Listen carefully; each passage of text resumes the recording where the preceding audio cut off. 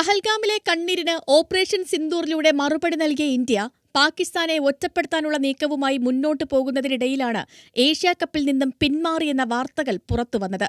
Asia Cup, വനിതാ emerging Asia Cup ടൂർണമെന്റുകളിൽ നിന്നും India പിന്മാറിയെന്നും Asia cricket കൗൺസിലിന് കത്തയച്ചെന്നും ദേശീയ മാധ്യമങ്ങളാണ് റിപ്പോർട്ട് ചെയ്തത്.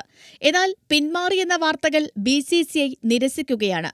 ഇപ്പോൾ തങ്ങളുടെ ശ്രദ്ധ മുഴുവനും IPLലും വരാനിരിക്കുന്ന ഇംഗ്ലണ്ട് പരമ്പരയിലുമാണെന്നും നിലവിൽ ഒരു ചർച്ചയും നടന്നിട്ടില്ല എന്നും BCCI സെക്രട്ടറി ദേവജിത് സൈക്കിയ പറഞ്ഞു.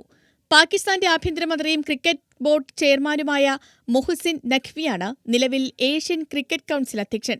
സെപ്റ്റംബറിൽ നടക്കുന്ന ഏഷ്യാകപ്പിൽ ഇന്ത്യയും ശ്രീലങ്കയുമാണ് ആതിഥേയർ. ഏഷ്യാകപ്പിൽ നിന്ന് പിന്മാറിയാൽ കടുത്ത സാമ്പത്തിക ബാധ്യതയായിരിക്കും ACCയ്ക്കുണ്ടാവുക. സംരക്ഷണാവകാശത്തിന്റെ 15% അംഗരാജ്യങ്ങൾക്ക് ലഭിക്കുന്നതിനാൽ പാകിസ്ഥാൻ അടക്കമുള്ള ഏഷ്യയിലെ മറ്റു രാജ്യങ്ങൾക്കും തിരിച്ചടിയാകും. ഇന്ത്യ-പാക് സംഘർഷത്തിന്റെ പശ്ചാത്തലത്തിൽ പാകിസ്ഥാനുമായി ഒരു തരത്തിലുള്ള ബന്ധവും വേണ്ടെന്ന നിലപാടിലാണ് കേന്ദ്ര സർക്കാർ. 2008 മുംബൈ ഭീകരാക്രമണത്തിനു ശേഷം ICC, ACC ടൂർണമെന്റുകളിൽ മാത്രമാണ് ഇന്ത്യ-പാക് മത്സരങ്ങൾ നടന്നിരുന്നത്. പാകിസ്ഥാൻ ആതിഥേയരായിരുന്ന 2023 ഏഷ്യാകപ്പിൽ ഇന്ത്യയുടെ മത്സരങ്ങളെല്ലാം ശ്രീലങ്കയിലാണ് നടത്തിയത്. ഇക്കഴിഞ്ഞ ചാമ്പ്യൻസ് ട്രോഫിയിലും ഇന്ത്യയുടെ മത്സരങ്ങൾ ദുബായിലേക്ക് മാറ്റിയതോടെ PCBയ്ക്കുണ്ടായത് വലിയ സാമ്പത്തിക നഷ്ടമാണ്. Sports desk, news Malayalam.